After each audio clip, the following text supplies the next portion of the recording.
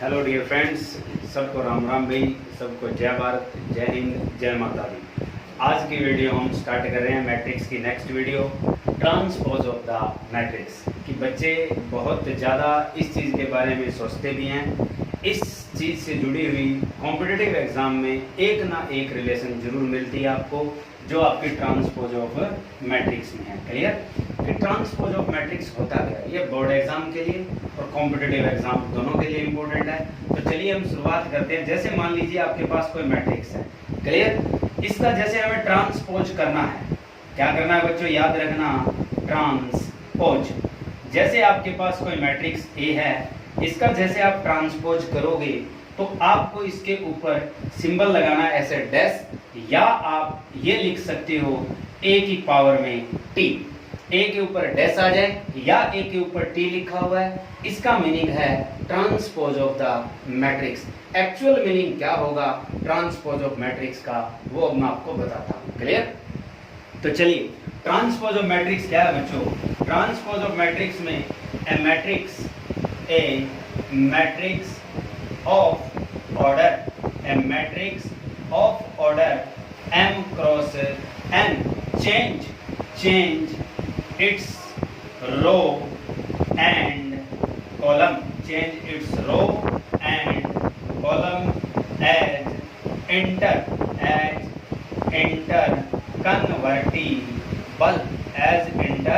convertible। इसका मीनिंग है कि रो को हम कॉलम बना देंगे, कॉलम को हम क्या बना देंगे, रो। New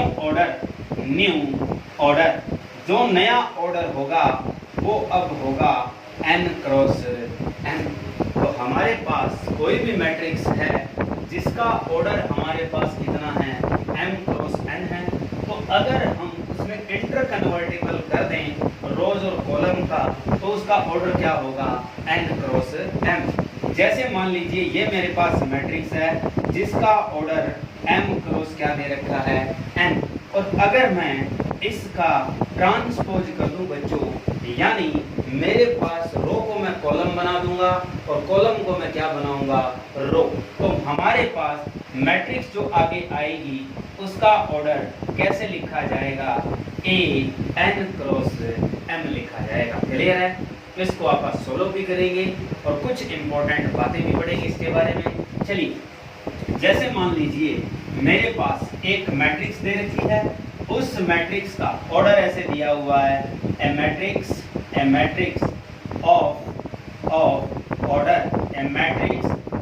order B 2 cross 3। कोई एक मैट्रिक्स है जिसका ऑर्डर आपको दिया हुआ है 2 क्रॉस 3 है। आफ्टर ट्रांसपोजिंग न्यू ऑर्डर, अगर मैं इस मैट्रिक्स का ट्रांसपोज कर दूं तो न्यू ऑर्डर क्या होगा, तो नई मैट्रिक्स का ऑर्डर क्या होगा। तो बच्चों आपको इसको उल्टा करना है, नई मैट्रिक्स का ऑर्डर क्या हो जाएगा, 3 क्रॉस 2। ठीक है, हमारे पास नई मैट्रिक्स का ऑर्डर क्या हो जाएगा, 3 क्रॉस 2। इसी तरीके से मान लीजिए ए मैट्रिक्स ऐसे दिया होता, a matrix B square matrix, a matrix B square matrix after transposing एक कोई मैट्रिक्स है जो आपकी स्क्वायर मैट्रिक्स है, after transposing its order B, इसका ऑर्डर होगा, तो ऑप्शन में जो दिया होगा वो ऐसे होगा, रिमेन सेम, आपका ऑर्डर जैसा है वैसा ही रहेगा, number 1। Number 2, order change. Number 3 दिया होगा m क्रॉस m। नंबर 4 दिया होगा नन ऑफ दीज, ऐसे आएगा। हमें अभी तक उसने ऑर्डर नहीं दिया है, तो हमारे पास ए मैट्रिक्स है जो एक स्क्वायर मैट्रिक्स है, after transposing its order be remain same, order change, m cross m, none of these. कई बच्चे यहाँ क्या करते हैं, ये ऑप्शन क्लिक करके आ जाते हैं, ऐसा नहीं करना, क्योंकि हमें इस स्क्वायर मैट्रिक्स का कोई ऑर्डर गिवन नहीं है। तो तो इसका मतलब ये चीज हमारे मीनिंग पॉइंट में नहीं आती। इसके बाद बचता है ऑर्डर चेंज और एक बचता है order remain same. None of these option भी नहीं होगा, रहेंगे दो, ऑर्डर चेंज या रिमेन सेम। तो कभी भी बच्चों याद रखना, स्क्वायर मैट्रिक्स आ जाए तो ऑर्डर हमेशा क्या रहता है, सेम रहता है। तो आपका आंसर क्या आएगा, रिमेन सेम। तो जो आपको ऑर्डर दिया गया है वही ऑर्डर रहेगा किस मैट्रिक्स का, स्क्वायर मैट्रिक्स का।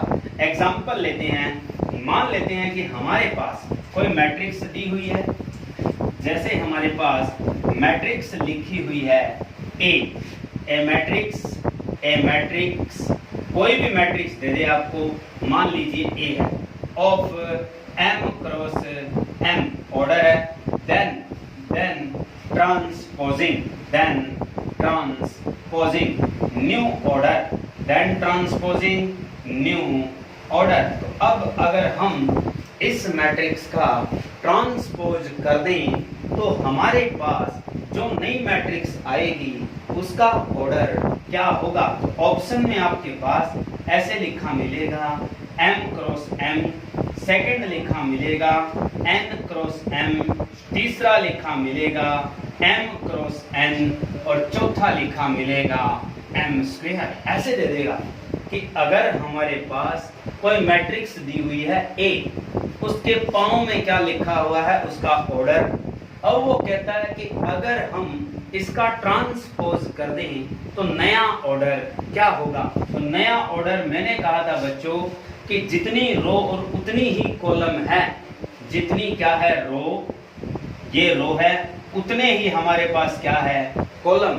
दोनों अगर इक्वल हैं तो वो मैट्रिक्स कैसा है, स्क्वायर मैट्रिक्स। स्क्वायर मैट्रिक्स में ट्रांसपोज अगर कर दो तो ऑर्डर क्या रहता है, सेम रहता है। तो आपका आंसर क्या आएगा, m क्रॉस m। क्लियर है, वो मैट्रिक्स कैसी होगी आपके पास, स्क्वायर मैट्रिक्स होगी। क्लियर। तो चलिए नेक्स्ट एग्जांपल लेते हैं हम इसी तरीके से किसी मैट्रिक्स का जो बहुत खास होगा आपके लिए। तो चलिए मान लेते हैं हमारे पास कोई मैट्रिक्स दे रखी है ऐसे 1 2 3 4। तो आपके पास ये जो है वो बच्चों क्या है, रो फर्स्ट और ये क्या है, रो सेकंड। तो जो आपकी रो फर्स्ट है और जो आपकी रो सेकंड है, जैसे ही आप लोग इस मैट्रिक्स का ट्रांसपोज करेंगे तो आपके पास क्या होगा, जो आपकी रो नजर आ रही है उसे कॉलम बना दीजिए।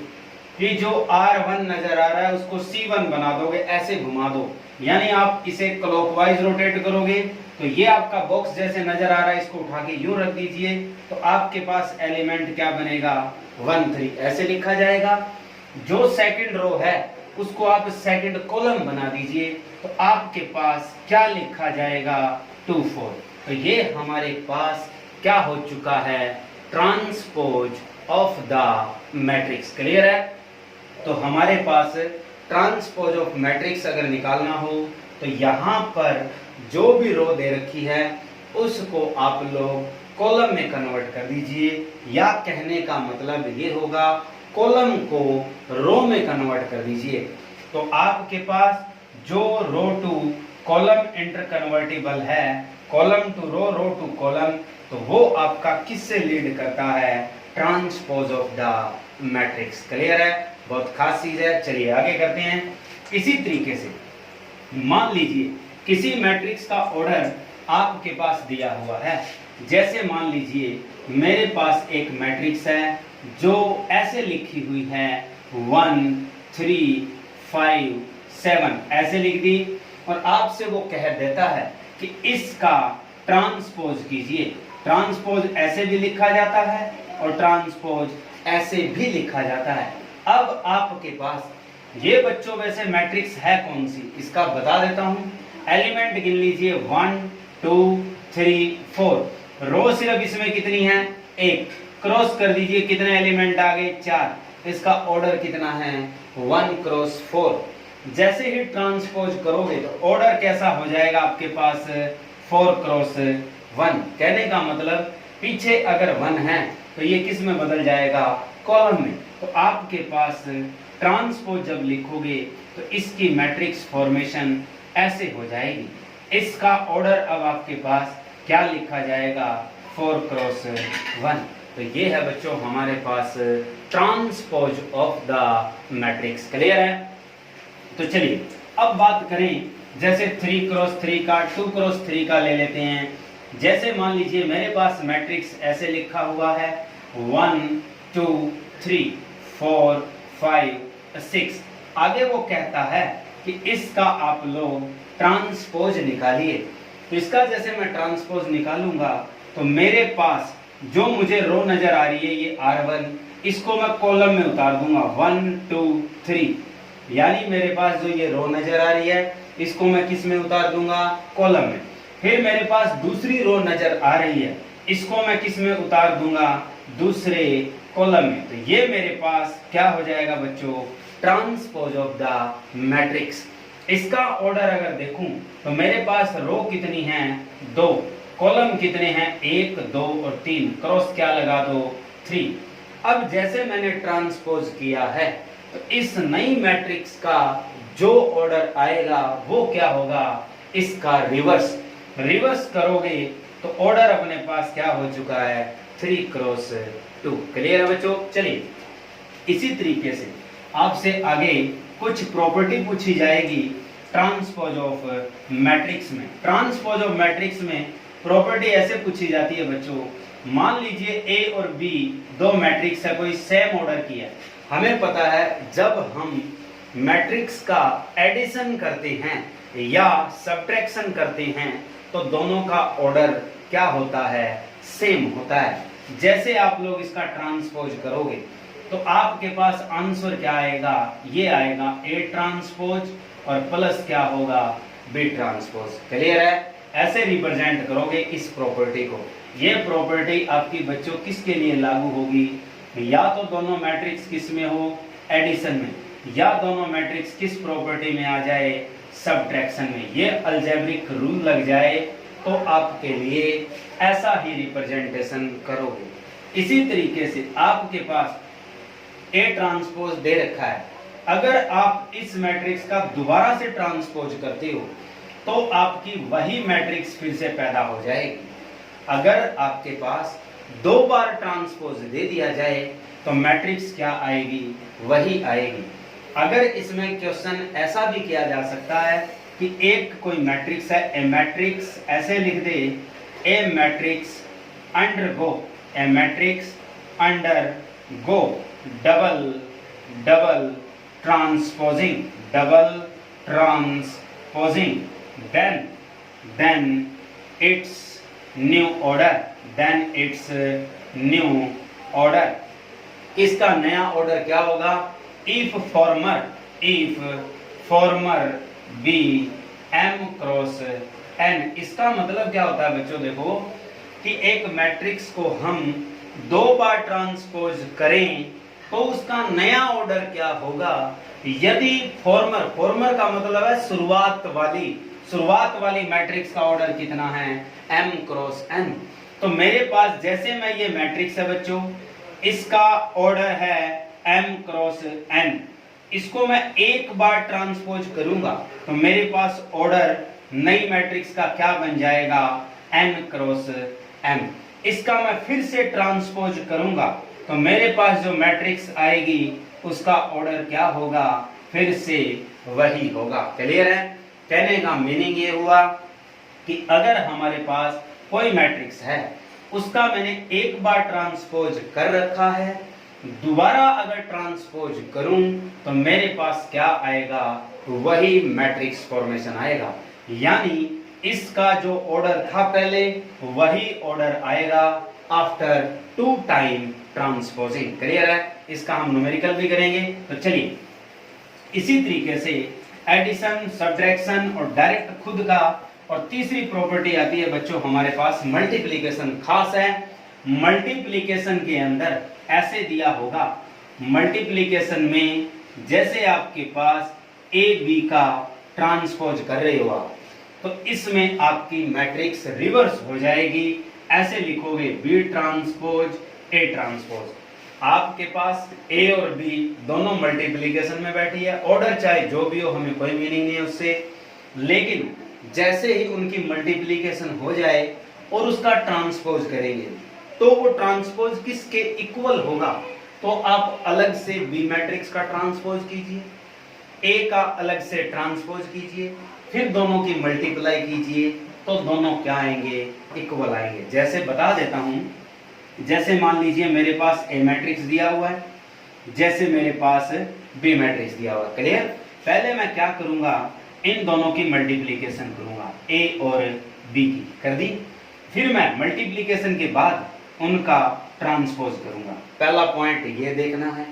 फिर मैं क्या करूंगा, अलग से ए का ट्रांसपोज करूंगा, अलग से बी का ट्रांसपोज करूंगा, कर दिया। मेरे पास ए थी, मेरे पास बी थी, मैंने दोनों का अलग से ट्रांसपोज किया, फिर मेरे पास इन दोनों को मैं मल्टीप्लाई ऐसे करूंगा, B transpose A transpose, clear. तो ये दोनों एक दूसरे के क्या होंगे, इक्वल होंगे, क्लियर है। तो ये प्रॉपर्टी थी बच्चों हमारे पास किसकी, ट्रांसपोजिंग की, क्लियर। इसके बाद आता है square matrix, clear, singular matrix, non singular matrix, ऐसी चीजें पूछेगा, और साथ में साइमेट्रिक और स्क्यू साइमेट्रिक। जो ट्रांसपोजिंग कर रहे हैं हम, उसमें आपसे दो इंपॉर्टेंट मैट्रिक्स पूछी जाती है जिनके ऊपर एचएससी ने क्वेश्चन पूछा था, और वह एनसीईआरटी की बुक का क्वेश्चन था, वो बताऊंगा मैं। एक होता है हमारे पास साइमेट्रिक मैट्रिक्स, साइमेट्रिक मैट्रिक्स, एक होती है बच्चों हमारे पास स्क्यू साइमेट्रिक मैट्रिक्स। सबसे पहले आप लोगों को ये भी पता होना चाहिए कि जो आपके पास साइमेट्रिक मैट्रिक्स और स्क्यू साइमेट्रिक मैट्रिक्स आती है वो खास तौर पर कैसी मैट्रिक्स होती है, वो दोनों स्क्वायर मैट्रिक्स होती है। खास तौर पर इन दोनों के लिए बच्चों आप याद रखोगे, ये ज्यादातर आपकी सिर्फ और सिर्फ कौन सी मैट्रिक्स ली जाएगी, स्क्वायर मैट्रिक्स। स्क्वायर मैट्रिक्स का आप लोगों को बच्चों पता है जितने रो होंगे उतनी ही कॉलम होंगी यानी m क्रॉस m, या आप ले सकते हो n क्रॉस n, या अगर हम लिखें जैसे 3 क्रॉस 3, 2 क्रॉस 2, 4 क्रॉस 4, ऐसे अगर मैट्रिक्स आ जाएं तो वो रिप्रेजेंट कर सकते हैं किसको, साइमेट्रिक मैट्रिक्स और प्लस स्क्यू साइमेट्रिक मैट्रिक्स, दोनों को। साइमेट्रिक मैट्रिक्स होती क्या है, लिख देता हूं। जैसे मेरे पास ये पूछ ले what is the symmetric matrix, symmetric matrix में अ स्क्वायर मैट्रिक्स ऐसे लिखोगे, a square matrix, square matrix A m cross n, जिसका ऑर्डर कितना है m cross n, and after transposing, after transposing B same matrix, B same matrix, कि वही matrix आए, और इसमें कंडीशन याद रखनी है m इज इक्वल टू क्या होगा, n, m is equal to क्या होगा, n। इसके एलिमेंट कैसे होंगे, ऐसे होंगे a i j, इसका अगर ट्रांसपोज करते हो तो वो आपके पास वापिस क्या आ जाए, a i j ही आ जाए। कहने का मतलब उस मैट्रिक्स के एलिमेंट ऐसे होंगे, ट्रांसपोजिंग के बाद उनकी पोजीशन क्या रहेगी, रिमेन सेम, जैसे वो पहले दिखते थे वैसे ही होंगे। अगर लिखें मैट्रिक्स मानकर लिखें तो ऐसे लिखना है बच्चों, जैसे मान लीजिए मेरे पास कोई मैट्रिक्स ए है, ये कोई स्क्वायर मैट्रिक्स है, इसका मैं ट्रांसपोज करूं तो मेरे पास वापस यही मैट्रिक्स आ जाए। ए कोई मैट्रिक्स थी जिसका मैं ट्रांसपोज करूं, वही मैट्रिक्स मेरे पास फिर से आ जाए, तो वो कैसी मैट्रिक्स मानी जाती है, साइमेट्रिक मैट्रिक्स। इसका एग्जांपल लेता हूं अभी। जैसे मान लीजिए आइडेंटिटी मैट्रिक्स उठा लो, आइडेंटिटी मैट्रिक्स ये होती है 1 0 0 0 1 0 0 0 1। ये मान लीजिए आपको कोई मैट्रिक्स दे रखी है, इसका आप लोग ट्रांसपोज कीजिए, वापिस क्या आएगी, यही मैट्रिक्स आएगी। कैसे, जैसे मैं राउंड लगा देता हूं, इसको आप पहला कॉलम बनाइए, इसको आप लोग दूसरा कॉलम बनाइए, इसका आप लोग तीसरा कॉलम बनाइए। तो मेरा पहला कॉलम क्या होगा 1 0 0 हो गया। दूसरा कॉलम इसे बनाना है तो 0 1 0 क्लियर। तीसरा कॉलम इसे बनाऊंगा 0 0 1। अब आप देखिए जो मैंने मैट्रिक्स ली थी वही मैट्रिक्स मेरे पास फिर से पैदा हो गई। कब? जब मैंने इसका क्या किया है ट्रांसपोज। तो मेरे पास अगर किसी मैट्रिक्स का ट्रांसपोज किया जाता है, मैट्रिक्स कैसी लोगे आप? Square matrix. स्क्वायर मैट्रिक्स का ट्रांसपोज वही मैट्रिक्स आ जाए तो वो क्या होगी? Symmetric matrix. क्लियर है? एक एग्जांपल और ले लेते हैं ऐसा ही। चलिए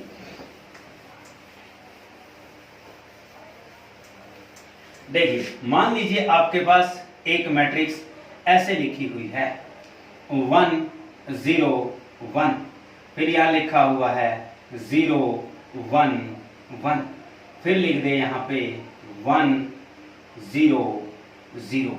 ऐसे आ जाए आपके पास तो हमारे पास, सॉरी यहां 1 कर दो, ठीक है।